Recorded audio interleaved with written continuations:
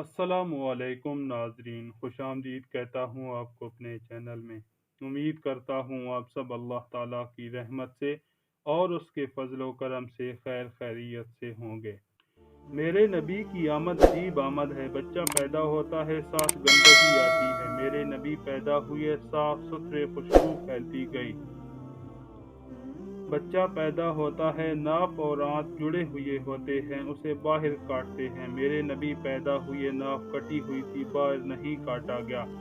बच्चे का खतना होता है। मेरे नबी माँ की पेट से खतने के साथ पैदा हुए, पाक पाकीज़ा पैदा हुए, खुशबूदार पैदा हुए। दाई शफाफ बिन्त असद हैरान थी, ये बच्चा कैसे पैदा हुआ? बच्चे तो पहले भी पैदा होते। कहती हैं आमना, ये तेरा बच्चा कैसा पाक खूबसूरत।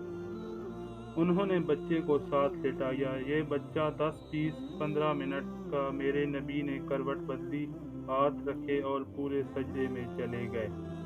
लंबा सजदा किया, फिर सर उठाया, हाथ से आसरा लिया और हाथ को ऊपर उठाया और शहादत की उंगली को सीधा किया तो सारे कमरे में नूर ही नूर फैल गया। ये मेरे नबी की आमद है। माँ हैरान परेशान बच्चे को गोद में लिया और देख रही है ये क्या बच्चा है।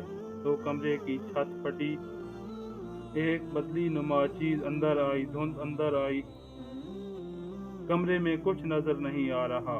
और फिर एक आवाज आई, इस बच्चे को मशरिक व मगरिब फिरा दो, कुल कायनात फिरा दो।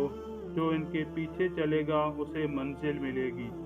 फिर एक आवाज आई, इससे पहले जो नबियों को दिया था सब इसी नबी के सीने में उतार दो।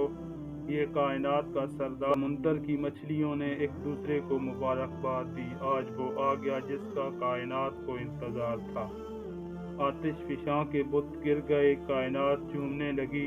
ये मेरे और आपके नबी